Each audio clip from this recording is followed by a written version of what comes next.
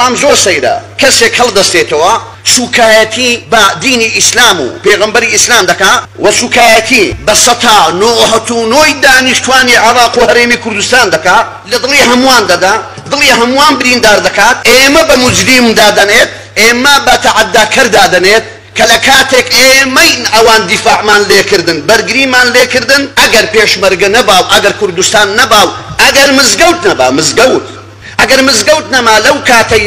داعشی دڕندە هێرشی کردنە سەر شوێن و لانەیان نەبوو باوەڕ دەکەن مزگەوت خودبا لە مزگەوت قەتع کرا هەمویان هاتن لە ناو مزگەوت عوانەوە یا بەتیردان نانیان پێدرا ئەوجا لە باتی هەروەکو محامیەک پارێزەرێکی یەزیدیەکان جوابی ئەو دەداتەوە دەڵێ ئەمە نابینمەک حەرام بین بەرامبەر مسلمانان و بەرامبەر مزگەوت و دینی ئیسلام ئەگەر ئەوان نەبان ئێمە شوێن نەبوو تێدا بەعەبینەوە کەسێک بێت شعوری ئەو هەموو مسلمانە بریندار بکە حکومەتی هەرێمی کوردستان وزارەتی ئەوقاف یەکێتی زانایان حکومەت بە تێکرا دهۆک هەولێر هەموو ئیدانە بکە هەتا ئێستا ئەو کەسە ئامادە نییە بەڕوو برێ داوای لێبوردن دەکەم هەڵەبوو داوا لە حکومەتی هەرێمی کوردستان دەکەین هەروەکو ئیدانەی کردووە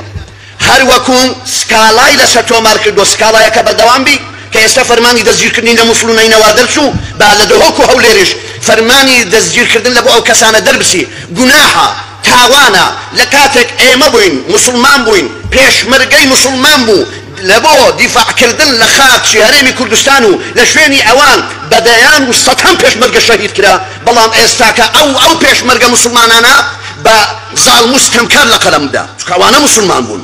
لە ڕوحی شەهیدانی مسلمانانیدا ئەوە گوناحە ئەوە بە ناوی پێشمەرگە و بە ناوی فەرماندەیەکی پێشمەرگە هەر بمێنێت هەر پۆستەکەی لێ بسیندرێتەوە شایەنی هیچ پۆستێک نییە ئەوە یعنی ئەو هەموو پێشمەرگەمان بە شەهید درا کە مسلمان بوون دەمانگۆ پێشمەرگە بزەنگن دیفاع لە خاک و وڵات و نیشتیمان ئێستا کە ئەوە بێت بڵێ ئەوەی مسلمانە و یان دینی ئیسلام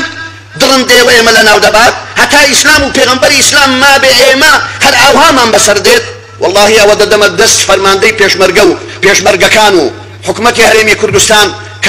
کەسێک بە ناوی فەرماندەی پێشمەرگە نابێ بەو شێوەیە سوکایەتی بە دین و ئاینی مسلمانان و کورد و کوردستان و پێشمەرگەکان بکات ئێمە هەموو کات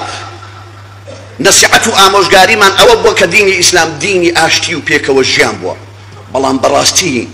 قبول ناکەین کەسێک